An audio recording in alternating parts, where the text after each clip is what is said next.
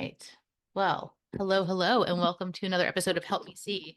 Today, groundbreaking news, which is Sylvia Bbela is here, and I haven't had a guest on the podcast in fucking forever. And there's a reason why why I'm breaking that with Sylvia. She is just a magical, amazing human being that I have the privilege to have met in a amazing women's retreat, and also in a container with her, led by another facilitator, Steph Traska. And Sylvia is a human design business mentor. And uh, I just cannot wait to have this conversation. Thank you for being here, Sylvia. How are you? Wow, what an intro. Thank you so much for having me. Doing well. I think we all have been in this hibernation mode. Today the recording is February 10th, and we're kind of still coming out of all of that. And we're just kind of figuring out like where can we look into ourselves a little bit more? Where can we start to find the answers within ourselves a little more instead of all this craziness that has been out in the world? And you and I are so lucky to have this community of women that are always there to support us, to cheer us on with our talents, our gifts, and not everybody has that. So I think that's what it's all about for me with my human design business is allowing people to get that permission slip to live their lives really authentically the way that maybe you haven't even said out loud before or haven't admitted to yourself. Um, and so I think this is a big consequence of COVID and having that pause button on life and everything starting to unravel and have the space to breathe and think about who we are and what we actually really want. Mhm.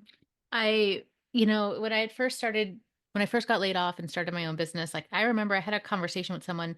They were like, "Oh, you give people permission to X, Y, Z." I don't know. At that point in Mm, time for me, that was such a trigger for me, and I felt so like I don't, who am I to give someone permission to what? And now, like living with it and through it and experiencing that from so many other people, that's exactly the word that I would use when I feel so mm, like blessed and like I could exhale after being with someone. It's like they gave me permission I didn't know I needed, didn't know I was seeking. It's mhm. just such a beautiful experience. And even coming out of that women's retreat, I almost didn't go because I was so anxious and I was having such crazy issues with my ear. I still am with my ear and just, I don't know, life. And then I just had this feeling that, like, no, this is why you need to go even more. And coming out of that, it was really unique because during this retreat, each person there facilitated a session and had their own unique contribution to it. And this was beautiful. And really, the common thread between all of us, I felt, was that everyone in their own way was really deeply, purely, and sincerely wanting to lead each woman back to themselves in the Yes. most like foundational, liberating way. And Mhm. really, I would love to, before we even dive into our conversation, I hate to do the whole tell us how you got here, but it's just so good. Like, if you could share a little bit about what you were doing before and what was the switch that made you come over to human design and why you feel so strongly about it, I would love that. Absolutely. Kind of on that same theme, I think that I had blasted through all the shoulds in life. I have this unstoppable energy, this battery that just never stops. And so I was doing all the things on the list, right? Like going to school, graduating. I graduated college early. I got a career. I got promotions, blah, blah, blah. And even through COVID, like I had a little bit of a pause, but it was still like, no, I need to get to the next place. I need to create some kind of safety for myself. And so that's why even now I've shifted my language from motivation, because motivation can be in lack and fear and need for safety, over to momentum. And so throughout that whole journey and moving up here to Cleveland, actually, I had pursued a promotion and I started to realize, oh, I've made it. What now? On paper, I had, done everything you needed to do, like been really successful. And, the next step would be to try to find a partner and get married and like check all those boxes. But my internal world was like falling apart. And having been in project management, people management, logistics, sales, marketing, all these different types of roles that are um, looking for that integration piece, that connecting piece, I was like, I know that I can do this myself. I was just being squished into this tiny box, and every day of my existence, I could not be fully 100% myself. And the position was great. It just was the culture was not for me, unfortunately, like many companies are, right? And so I knew that I had to get out, and I started my own business consulting, doing virtual assistants as well as online business management, helping create structures and systems in the back end. And I have in my human design such a way of collecting all of that knowledge and distilling it into something really digestible and actionable. And so I started realizing I was forcing myself to create all this structure for myself in the way that I was creating it for other people. And that was actually boxing me in too. I started resenting the business that I had built for myself, and things were not flowing, things were not working. Um, and so, in taking that breath to enjoy life and enjoy the summertime and enjoy just existing, I was really looking to be that person that was, like, floating down a creek and just forgetting about all the to-do lists and all the structures and all the things I was supposed to do, and I started to realize, "Oh, I've known about human design this whole time," and I was running up against all these blocks with my clients where I felt like they wanted to do something and wanted a deliverable, like a website or a system or software that made them feel like I'm running a real business. I'm a real business owner. And I personally came up against this block where I was like, I feel like that's not what's best for you. That's not going to work with who you are. That's not going to work with your energy and how much you want to expend or your lifestyle. And so coming back to that process of building trust with the client, getting to know the client, and then giving them what they really need in their business, I bridged that gap with human design and fully committed to that and got a certification, went through a program to learn all about it, start doing readings, and then start mentoring business owners and still doing some business consulting, but still incorporating human design where this structure and this tool to learn deeply about yourself is your energy type, the way that you make decisions, the way that you interact with the world, and also where your energy gets hijacked, where you get pulled around and can be influenced or conditioned a little bit more easily. And so applying that lens was just like putting on the glasses, and I realized, oh, I can get to know a client just like that. And now I can see this is how much energy you have in a day. We need to automate more of these processes on the back end. So all that you have to do is show up, or you have a larger battery like I do. So you like to do manual labor. You like to build things for people and with people. You like to collaborate. So let's structure your business that way. And creating these small shifts for people has been incredible because it is that deep sigh of relief of like, oh, I didn't know I could do it like this. Or, oh my gosh, you said something that I've had on my mind for years and I haven't even said it out loud. I get to exist this way. That's that's the permission slip I needed. And so combining business consulting and structuring things with human design and incorporating more of my own human design, I started liberating myself and holding more potent space for my clients. And the things that weren't working just started dropping away. I mean, it was incredible to watch. And I knew exactly what was happening when we start shifting into this different version of ourselves, this more aligned version with ourselves, with the timeline that we want to happen, it can look a little scary where we're like, oh my gosh, all the familiar things are gone, or I don't even know myself anymore because I don't like the same things. I don't do the same things. Like, who am I?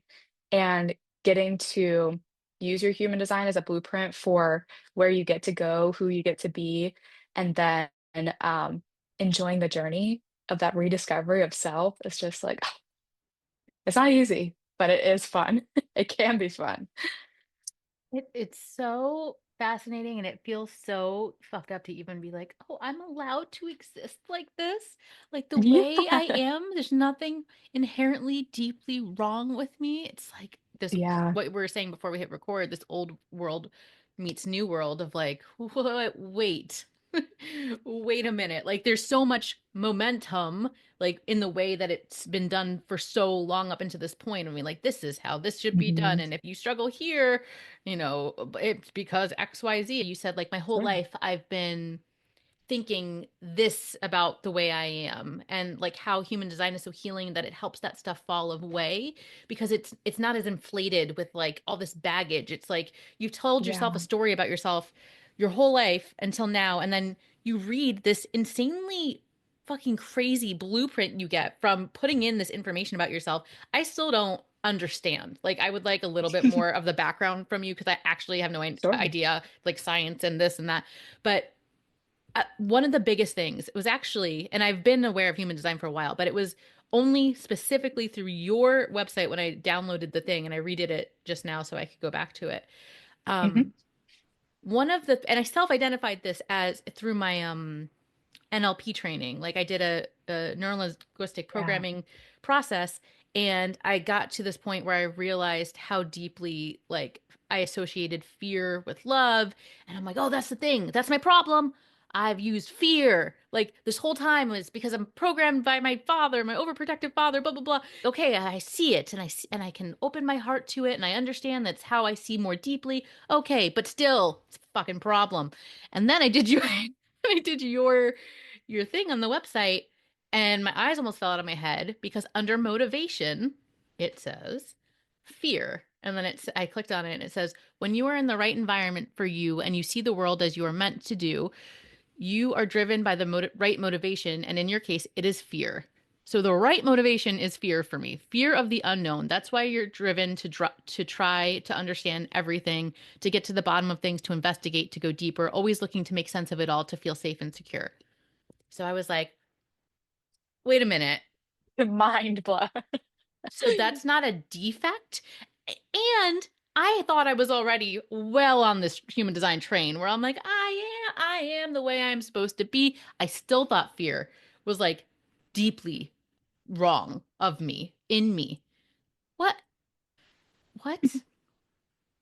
It's one of those things that you and I can go back to some of the pieces of how everything comes together, Yeah. but all of this goes so, so deeply. There's all of these pieces that in my business consultant kind of way feed in all this information to become more digestible so that we can on a day-to-day um, learn to exist just as we are and enjoy the energy that we have access to all the time. But then there are all of these undercurrents, and I kind of think about it um, as a short explanation with our profile.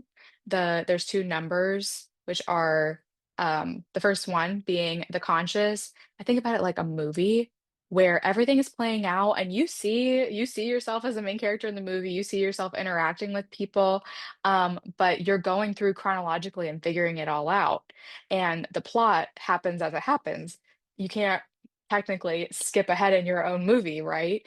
And so then there's the undercurrent, there's the unconscious, the second number in the profile that is that unconscious, you don't realize it's happening, but we when we look at our human design, it's like we're sitting on the couch and we're watching the movie and we're like, "Oh my gosh, I see all the themes. I see how the plot's playing out. I see why like what the director's trying to do here, and I understand now all of these undercurrents that are playing into why this character us why this character is choosing bad friends over and over, the same type of person, or the same dating habits, or the same, oh yeah, I can save everybody. Oh yeah, I'll put everything on my plate to save the day, and it doesn't matter what happens to me. And once we start to look at these pieces, that are all laid out in front of us with our human design. It's like, wow, I didn't realize that this was happening to me. And instead, we get to start to reframe to this is happening for me. And how can I, especially with that unconscious profile, start to create some boundaries around how I get to interact with people and how I, for me, um, my unconscious is actually called the heretic or the savior. So I have this like save the day energy, and I now get to create these boundaries around how I get to help you save the day or realize that I don't have to be the person that saves your day. I can help you save your own day.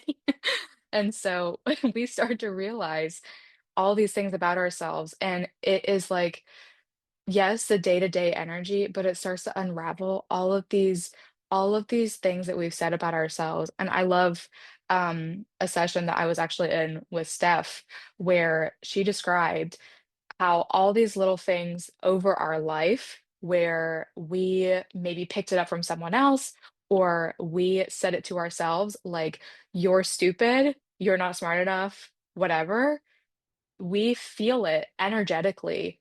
Every single time we whisper it to ourselves, we feel it energetically and systematically in our body, in our nervous system, as if someone is screaming it in our face. And starting to unravel those little bits and being like, oh, I'm motivated by fear, but that is what protects me. That is what creates a safe space for my brain. And how can I work with that? How can I use it in a higher expression instead of letting it rule my life in ways I didn't even understand.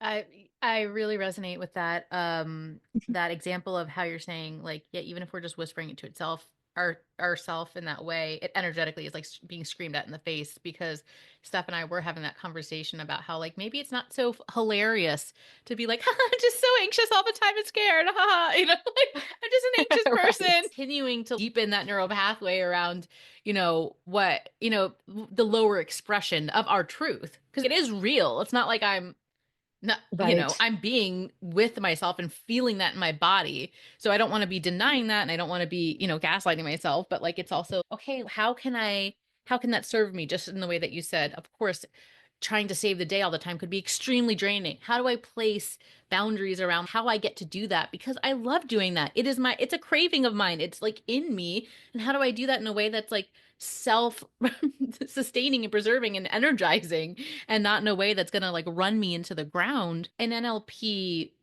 this, what you said, especially in the beginning, right before you made the switch to human design mentor full time, Hmm. um, we were basically taught that so many times when someone's coming to you with what they see to be the problem, it's a symptom, and not in a dismissive way, but it's like okay, you're listening to what they're saying is like this is the thing I have to fix, like just what you said. The business owner is like this is what I need. This is the thing. This will solve it. But then you're like iceberg.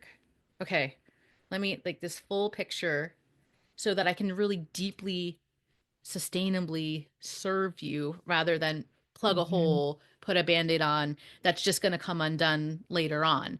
Um, and I think that this part of even when you said about your own human design, you said how you have the natural tendency to distill information into actionable steps. It's like being able to do that for someone else whilst respecting their deeply strong and pure instincts is a superpower. So I'm just so excited that you are in this work now and it's such a testament to I don't know, just being a clear channel and feeling that in your body and then like going out and just being that truth in the world. Oh my gosh. Beautifully said. The way that you say things is just so beautiful. And oh my Yeah, throw a couple God. F bombs in there, just make sure just Yeah. add some You're like, texture. let's throw some spice on it. Yeah. Oh Oh my man. gosh. But it truly is. It's like that testament of starting to realize and starting to own my human design. Oh my gosh. If you run your human design and you realize, oh, some of these things I thought were my mom or my coworker. I, oh my gosh, Bianca, when I first ran my human design just through like a free generator, and then, 6 months later, when I first found it, 6 months later, I finally got a real reading.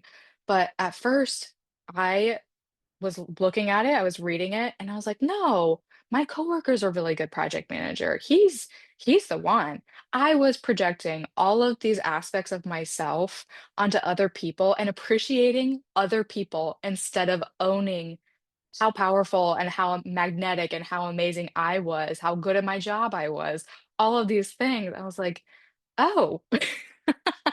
It was just this bubble burst moment, and that's, I think, when I started to realize, "Oh, I get to branch off here. I get to make my own business because I am the one," just like maybe in a relationship where you had this honeymoon phase and you're like, "Oh my gosh, everything about them is so amazing. Oh my gosh, I can't live without them." Blah, blah, blah." And then once you are disenchanted and you step away a little bit, you're like, "Oh, I was the one that was making the thing amazing. I was the one making the relationship amazing with my energy and my power." And being able to bring it to your awareness and start to ask these questions of like, okay, this is something that is a huge part of my chart. Why do I not believe that this is who I am? Or what has been preventing me? Or what have I taken in as conditioning that prevents me from believing that I get to be this powerful? Or I, for example, as a generator, I have just endless energy, but at that job, I was lethargic. I felt gross. I was just no energy for anything at the end of the day, especially that I was passionate about. And I was just so, so heavy. So when I read, "Oh, yeah, you're this life force energy, you bring light to a room," I was like, "Man, I do not feel like that right now. Who is that girl? Because it is not me." And so it was that beginning of like, "Oh man, my world is crumbling bit by bit away, and I need to rediscover this energy, that I need to rediscover these pieces about myself." And what fortunately I get to do is, instead of giving you like a giant PDF, like 200 pages, it's not about the quantity of information, it's about the quality and being able to break that down so you can integrate it into your life. So you can take these actionable steps or have these small reframes, because that's where the power is. It's in that day to day and realizing that you're shifting like constantly, every single time, and not holding on to pieces of our identity anymore, not making me, I'm a socially anxious person, part of our identity, because it's not. It's just a quality. And of course, we see this in, psychology and therapy and a lot of these other different things that we experience in daily life and in the real world, as I could say. But all of this is giving us a permission slip to come back to who we really are and to separate ourselves from what we think we are rather than, or who we should be, rather than who we really are at the core, and what we can do with all that potential once we get some more momentum in a different direction. One of the biggest things that I learned from think it was actually a fitness coach. She said that we have all this momentum when we are on a bullet train or something like that.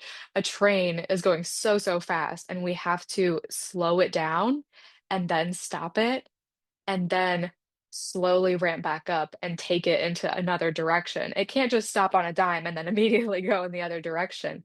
And that's where we start to see, I think, a lot of this like false urgency or this marketing pop up where we're like, I have the proven script and the proven strategy and blah, blah, blah to get your business 10x. Like, what does that even mean?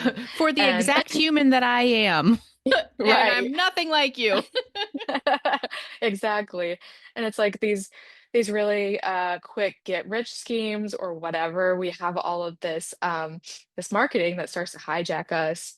And we'll see this in like our open energy centers, the white energy centers, where it's like pulling and poking at, "Oh, well, you have trouble with your self-worth. This is what I'm gonna say to get you to buy this and solve your problems now."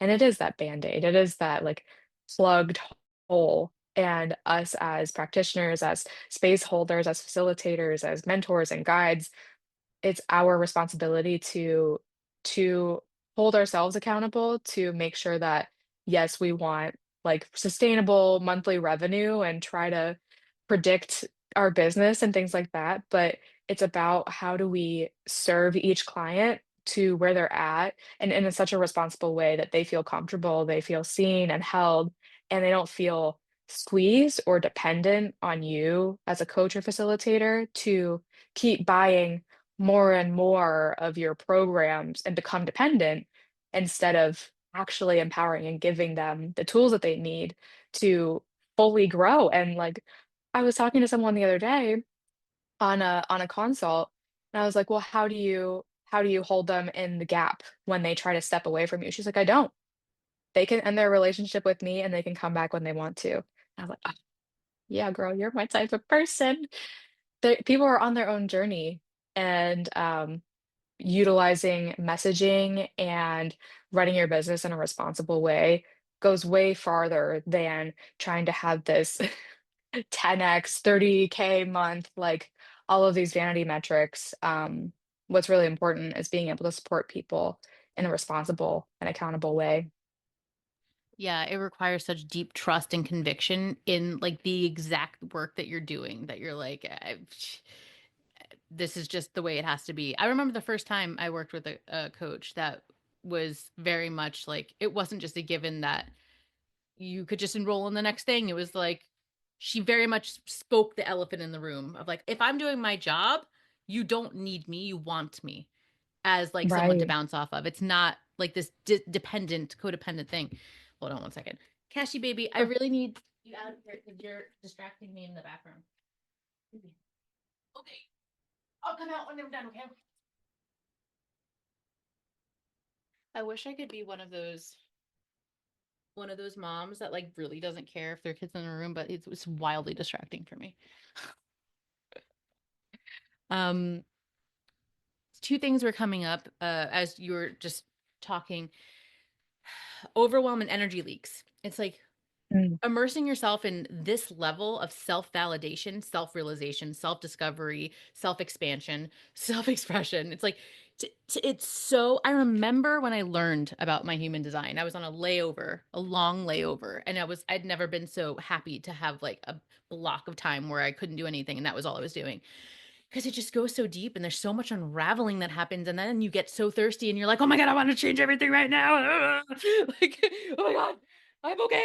And then but it's hard and it's hard to integrate and really what you're saying, practically apply this in the small places of your life so that these big currents can change. And I think that I know we talked about this when we were at the retreat, but like how purposefully and intentionally you limit what you're sharing, not in a mm, gatekeeper way, but in a way of like, I know if I fire hose this, like nothing's gonna stick. It's so right. deep, and every little thing is so meaningful. And I totally wholeheartedly agree. I feel that way in my mentorship, like with if I'm talking to photographers and with vision and all of that stuff. Um, and I think about how when you are stepping into this world and remembering yourself in this way, it plugs, even with if you do nothing, even if you put no action plan, you're not doing anything with it, just the knowing and the awareness of, oh, this is exactly who I am and it's perfect, it stops all Mhm. of these energy leaks. There's just so much energy and time that goes into lashing ourselves for trying to do life a way that we're not meant to do it or shaming ourselves for what the fuck ever. So it's just even if even if you just get a reading and reacquaint yourself with no intention to do anything or to turn yourself into a business or whatever it is, just this awareness is so incredibly healing. I completely agree. And it's like this.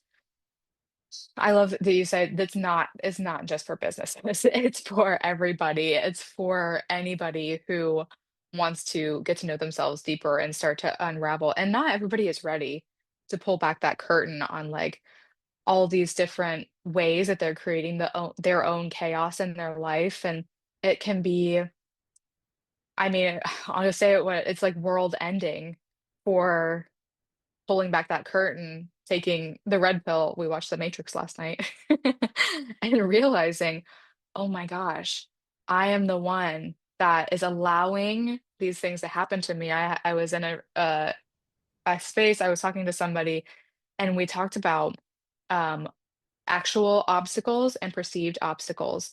Now, she worked from home Mondays and Fridays, and her position didn't start until 10 a.m. And so she was talking about how she can't get to the gym, she can't meal prep, she can't eat breakfast, and starting to name some of those things as actual obstacles and perceived obstacles. It's like, oh, oh, I have a lot of flexibility, but I'm the one that's allowing other people to put things on my calendar, to be indispensable and be the only person who can handle a problem for people and always being available. And so once we start to identify these things, it is world ending because you literally can't go back to the way that it was before. And so I mean, I encourage people who are looking for that sense of clarity to step forward with bravery because it is it, it is that self-development journey. And as entrepreneurs, you can't hide from self-development either. But it is that that trust and knowing that you've been on the cusp for something, for some kind of change, some kind of transformation, like something is coming. I'm not sure what it is for a while.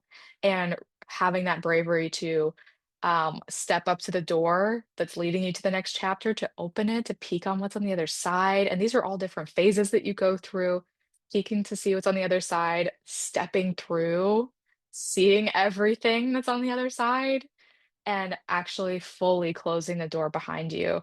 Because especially your word and your wording of energy leaks, a lot of that happened for me in my business, just as OBM and business consulting. It happened because I was wanting to walk through the door, but I had not fully closed it. My business coach called it like, you're leaving the door cracked. And all of this energy is just going out that door because I was allowing other people to say, this is what I expect of you, even though it's not in my package. Or um, I don't know. There were some severe reminders of like, if you're not going to set your boundaries, people are going to blast through them, Sylvia. And I unfortunately suffered and like was keeping myself from closing that door. And when we start to look at all of this, we get to see where, and that's where my like analytical mind starts to come in. Like we have these gaps, we have these pathways that are allowing us back into the old world, back into our old life. And how do we really pull ourselves forward and keep the energy? Um, Not necessarily like high energy, but like keeping ourselves centered and grounded and ready for something bigger, something better for us. And allowing ourselves to reinterpret what that can mean for us because I've taken like I love how you just distilled it into like very specific an example of something so mundane like oh I don't get to do the meal prep or whatever because I have to work I start at 10 and this and it's perceived like I think about how I've always identified as like an extreme person. I'm either here I'm here. I'm working out every day or not for 2 years. And and even with this journey into entrepreneurship that I did not intend to be a self-growth situation, Hmm. but We got never pummeled do. into it. Nope, nope, nope. I I found myself like, okay, wanting to keep my work sacred, very much so, like not putting the pressure of like, oh, this business, art, whatever the hell will provide for me. So I started freelancing and I'm like, okay, this works because I travel 1 week a month. I get my own space. I crave space. I like to be away. I'm like, okay, this is great. And then this feast or famine energy was really starting to wear on me. And I'm like, but I'm a person who thrives on this or that. And this job is great because it's a title that's in my industry and it's work that is really fun for me and the wages are great. But like this craving for feeling grounded and like rooted in my life and not I was feeling so flighty and so all over the place. Now I've reinterpreted that into I got a part-time job that is absolutely, it's an office assistant job. I've never had a job like that. It's totally irrelevant. So it's not taking up any of my creative energy at all. I'm working like now I was doing split days, but I'm also like mornings or afternoons. But now the schedule has changed to where I have only like 3 full days and the other two are totally off because I'm someone, if I have an appointment at 4 o'clock in the afternoon, nothing happens that day. I'm like, I can't focus. I don't know. That is it. Like, Nothing can happen until nothing can 4. happen until, yeah. And you're So still late. yes, yeah. So it's like, okay, knowing this about myself, okay, how can I play with these levers? Because it's like a very different life. Like, it's like, oh, a traveling freelance art director who's also doing your own business, or office assistant who gets to feel grounded at home and also have that time and space for her. Like, and there's still moments where I catch myself being like, what am I doing right now? Like, this is so strange. But it's just because it's been so deeply ingrained to where, like, this makes sense and this is your field and this is this. Mhm. And yeah, it's funny because it's still the same idea, but it's a very different living of it. And I like that.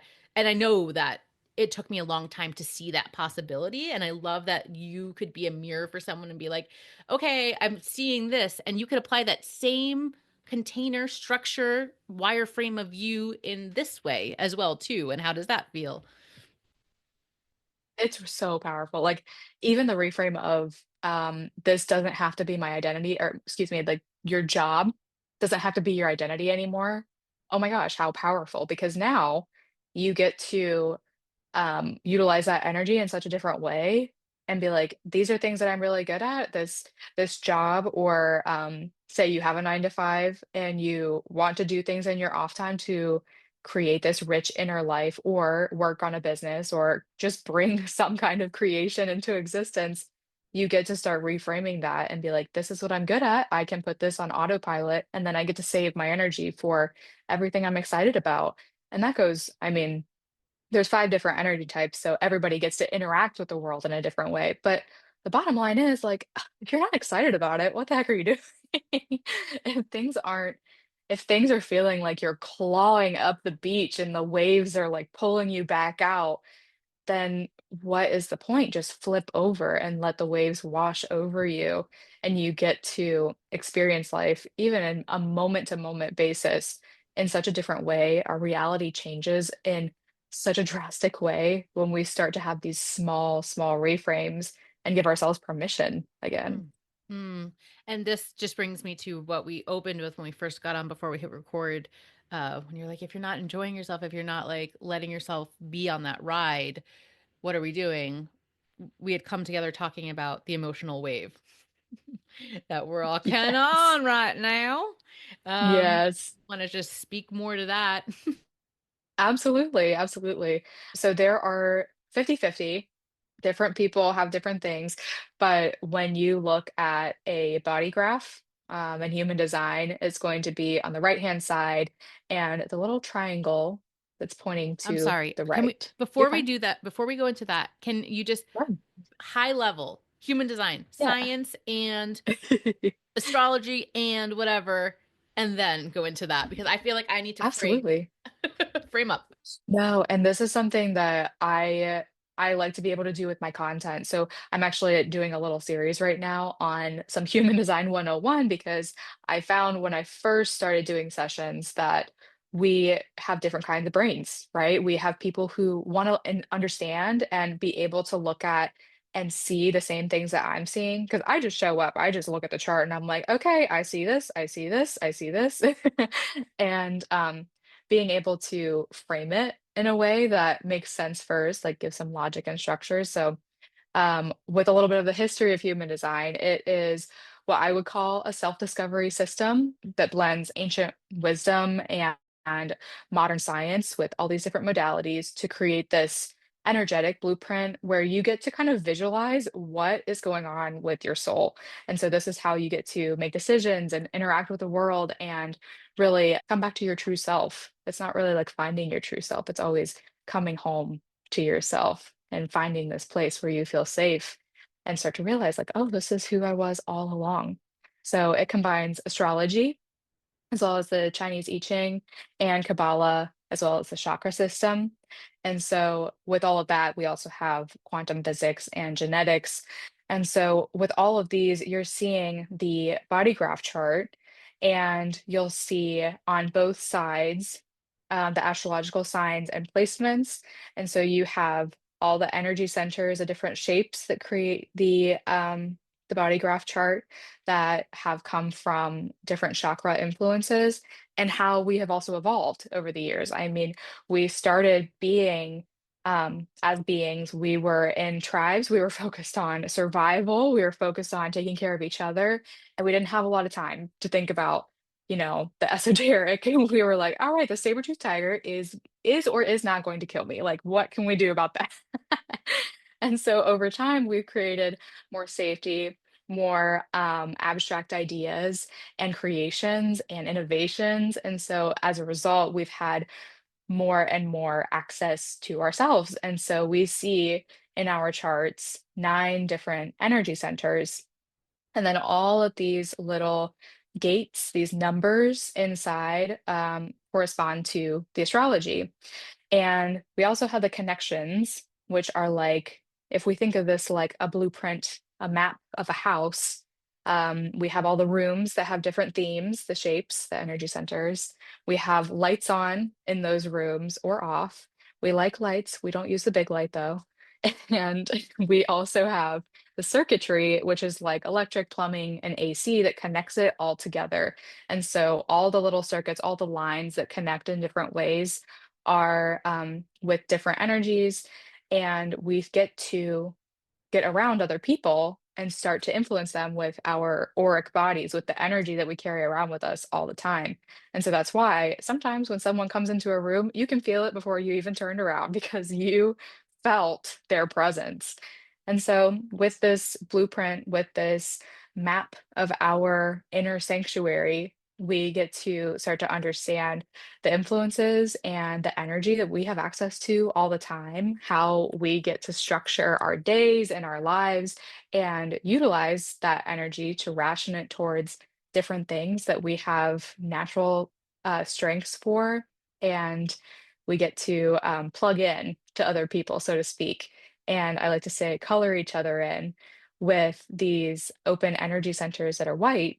We get around another person, we kind of plug in, and we start to color each other in. We get to have more access to ourselves. So, with all of that, let's see.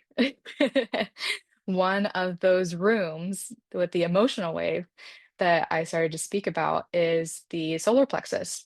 And traditionally in the chakra system, I believe it's the fourth down. You might have heard it or used it in a meditation that talking about your confidence, your inner light, your strength. And we think of it as being in the opening of your rib cage. And what this is your emotional body. This is the atmosphere, moods, feelings that we are impacted with all the time. And so, with any of the energy centers, but especially with the emotional energy center of the solar plexus, we are 50-50, colored in or not. And it's kind of like, I think of it like when you go to the mall and everybody's there, the lights are on, there's music playing, there's people talking, screaming, whatever, coming from all the different stores, right? You go watch a movie and you come back and everything is off. And every step you take, every swish of your jacket when someone speaks out or yells, it starts to echo around. And so some people for the solar plexus, when you have it colored in, you have this emotional wave like songs playing in the background, like the soundtrack of your life, where you've got maybe on the high part of the wave, you've got some peppy music. On the low part of the wave, you've got some bluesy music. And in the middle is like elevator music. It's just neutral. And so all of us are experiencing some level of this all of the time, except when you don't have this colored in, you have silence in the background. You don't have the song playing in the background. And so when someone comes into that empty mall and starts blaring their beatbox, you're like, oh my God, please turn it down. Why are you so irritated from work? So angry at me? why are you so sad? And what we're doing here, when you have an open energy center for the emotional solar plexus, is you're feeling this amplified version of somebody else's emotions. And this can either show up in two different ways where you try to numb out all of that big energy because the person who brought it to you, they feel that on a five. Maybe they are irritated from work, they got home, they feel that emotion at a five. But you, with it not colored in, feel it at a 10 because it's amplified, it's echoing around the mall. And so you can either try to numb that out and calm it down and try not to feel everyone's feelings as much because you don't know how to cleanse it out of your system, how to dump out somebody else's emotions, or you are the one that people are like, why are you so dramatic? Why are you so sensitive? Blah, blah, blah. You're like, I feel like everybody's emotions all the time, all at once. I'm like a sponge. And so, this emotional wave, we feel this in three different ways. We'll see this when people have this center defined. We'll see it in individual the individual wave, the tribal wave, and the collective wave, and each one is shaped a little bit differently. Now, for an example of myself, I'm on the collective wave, and so it's pretty smooth. It's still got the ups and downs, but as a person who needs to make my decisions that way, I have to make sure that someone isn't catching me on my high part of the wave. Oh my gosh, you want to come to this party next weekend? You want to do this? You want to buy that? Oh, yes, I'm super excited right now. And then the time comes and I didn't make the decision from a neutral place. I'm like, who was I to think that I would have the energy for that? Why did I buy this thing? Oh, I was really excited and they sold it to me. And so this is where we can enter the conversation at a different time, but starts the conversation of how we get hijacked a little bit from these open energy centers and people starting to color us in. I think of them like a cup where we've got an empty cup and you're like, I want something to drink. And society says, okay, let me give you something. And you're kind of thinking, I think I want some coffee to drink. That would be cool. That feels like what I want. And society goes, oh, you want some orange juice? You're like, wait, no, that's gross. And you have to go dump that out and rinse it out. And you're like, okay, something else to drink, please. And conditioning goes, you want cranberry juice? And you're like, no, but I don't know the word for coffee yet. And so you have to go dump that out. And it's this process of just dumping things out and rinsing them out until you start to realize what you really want in your cup so that you can fill yourself up and come back to that energy of, no, I can't be sold anything. I can't be hijacked. I know these tools and I know my human design to come back to who I am instead of drinking the orange juice just because it was there in my cup. Just because someone else gave it to me and I had nothing before, I'll accept it. Oh my God. The way you said, I want coffee, but I don't know the word for coffee yet. It's so true because that's where we can get so swirled up because it's like you don't feel this acute feeling of like betraying yourself or like because you don't even know you're like, oh, I don't have the words though for what I do want. So like you kind of can force yourself to be more open to things that you know that you don't it's not for you, but you're also like, I Yeah. don't know a better solution. But like having Mhm. the confidence and like uh inner trust and security to be like, I can hold out, I can wait for something better. Or I can, Mhm. whatever it is, just having that. Or even if you accept it, you're like, okay, for now, I'll do this, for very black and white, logical, everyday life requirements. Like, even if it's a job or whatever, but like being hyper aware of like, this is not for me. This cannot be a long-term solution or XYZ. Is that when you say the open energy centers versus the colored in, is Mhm. that like that whatever it is that goes on there is magnified like double? Does that go for every energy center if it's like clear? Yeah. Yeah. It Okay. sure does. It sure does. And that's why, for another example, and every time I do workshops or I use someone as an example, I don't use a person that the person Like, for example, if it was like a group program, I would never use a person that is in the group program as an example because everything is so personal. And so I try to always use myself and in my content as well and show an example of the body graph in my chart, like because it's all so personal. You never know what's going to be too far for somebody. But for this example, I have an open head center, the one at the very, very top. And so this is all magnified because the head center, like each room, each energy center has a different theme. I kind of think of it like the front porch because I'm bringing in all these ideas, all these thoughts, all these feelings, all these messages, all this stuff from social media. Like it's really important for me to draw boundaries around social media because my head is open. So I'll just pull in all this stuff that I'm like, ooh, this group program over here is doing this. Maybe I should do that. Or maybe this is going on over here. Maybe I should incorporate that in my business or my life. Oh, I should do this to be a better sister, a better wife, a better partner. And it's like, okay, I just dumped all this stuff in my head that I really have no business thinking about. And it's all being amplified. And when you don't have the connections to kind of move it throughout your energy centers to allow the other energies to help you work it out, that's when you want to get around other people. So I try to get around other people that either have a colored in energy center that connects to my head so I can start to think through these things or just voice these ideas and be like, oh, that didn't sound so great anyway.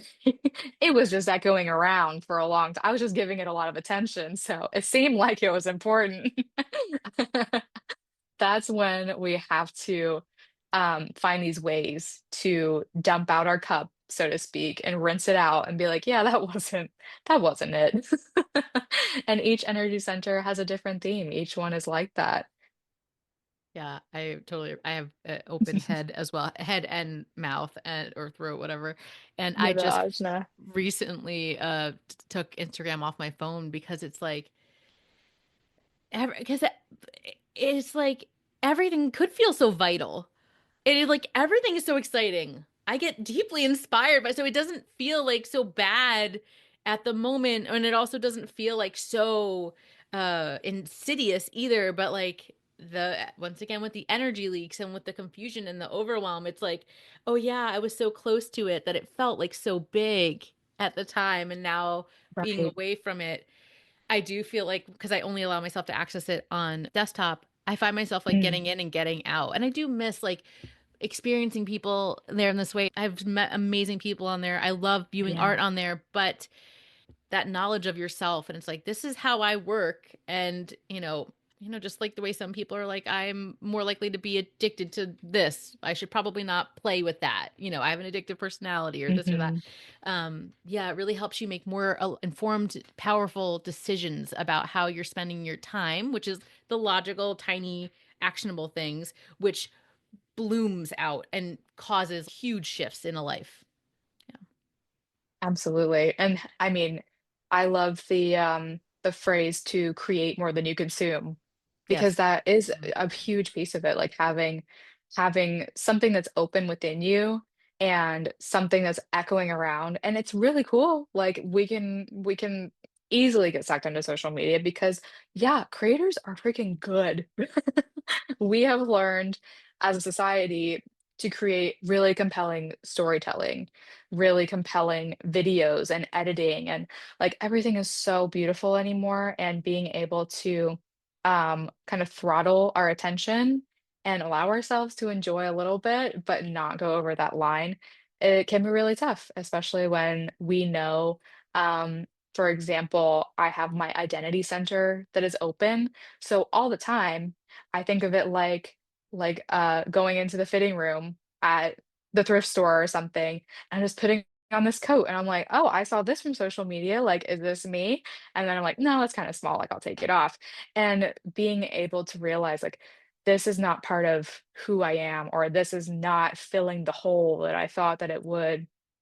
And I think that I've heard you reference this concept a couple of times where we think it's a lot easier to say like, "Oh, I have I have social anxiety. I am an anxious person, or I am this person with this identity. But really, it's all these symptoms of something bigger where instead of being socially anxious, it's I am sitting in existentialism all the time. I'm curious about the big questions. I'm looking for the answers. I'm looking for the themes. And in that way, it presents as social anxiety. It's easy to say, well, maybe it's not easy, but you could say, as another example, I'm an alcoholic, instead of saying, my emotions are too big for me to feel. My power is too big for me to feel. And I can't live my life feeling like I'm squished into a box. So I'm dampening that emotion with alcohol. That's a lot different than saying, I'm an alcoholic. So powerful. So such a powerful reframe. Oh my gosh. Oh, we should Yeah. that's a whole series of like fucking powerful reframes. The lower frequency interpretation of something versus the bigger. Oh my goodness. Mhm. Oh, so good. Um yeah, Thank you. I think that, as I mean, always try to like hold like okay, how to like holding this conversation. I think about how even you're like an expert in this. It doesn't make you immune to feeling all of the other things that happen. It's not like I'm Yeah. a superhero now and I took the pill and I just Yes, I know that know everything I everything. do is perfect and I am imperfectly perfect as myself. It's like, but it feels like you have a shorter, like a smaller weight. Like it goes from like tsunami level, like up and down, to like it makes it gentler and softer and quicker to come back to that self Mhm. equilibrium. And I think that Yeah. that is, I mean, it, at the very minimal least that I could say, it speeds up an intentional life and a like a rightly lived and felt life. To be able to come back Yeah. to your center more quickly and not waste 5, 10 years of your life in this narrative that is Mhm. just a cycle that you don't need to be repeating because you didn't know that you didn't know that you were Right. not wrong. No, I think this is a perfect way to conceptualize that. Like if we visualize a wave, just a regular, like a sound wave or something, it can feel like that huge highs and huge lows and just crashing. And I'll speak from my experience on this one, where it feels like you're at the top of the world, you're getting everything done, you're so decisive, you're so action oriented. And then you start to lose that energy and momentum, or you feel like one thing happened to trigger you or to send you into this spiral, and that bottom part of the wave comes so much faster and you just crash, and you're stuck in these emotions of like, why do I feel these bad feelings? And no feeling is good or bad, because what we get to do with this wave and starting to even it out, we're we're more we're more so shooting for that neutral feeling, as if it were a flat line of contentment, of neutrality, of groundedness and calmness. Whereas, yeah, we all feel the high highs and the low lows. But if we are respecting each part of that wave, like, oh, I'm a little bit more productive at this time, and now I'm going down a little bit and losing a little bit of energy. What can I do in this time of this part of the wave to respect where I'm at? And oh, now I'm feeling a little bit lower. I'm feeling less motivated or less momentum, as you might say. And now I get to rest. Now I get to look at these feelings that are feeling like they're pretty big. I might be a little bit more sad. And this is my time to work through those, to wait for some more inspiration. And then you start feeling that rising action again. You start feeling like, okay, I'm ready to jump back in and start planning things. And respecting each part of it leaves more room for contentment and realizing like this is where I'm at right now. And that's Mm-hmm. perfectly fine. I'm not a mess. I'm not perfect. Mm. And everything else is in between too.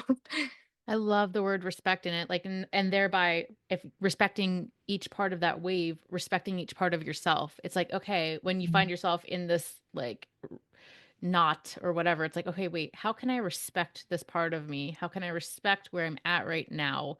And it kind of takes it off the table for being a good or bad or this or that. It's like, what is, and how do I show it respect and be with it? And as we know, like if you allow yourself to feel your feelings and like the, I mean, everything kind of eases from that point, even though it is difficult to do so often.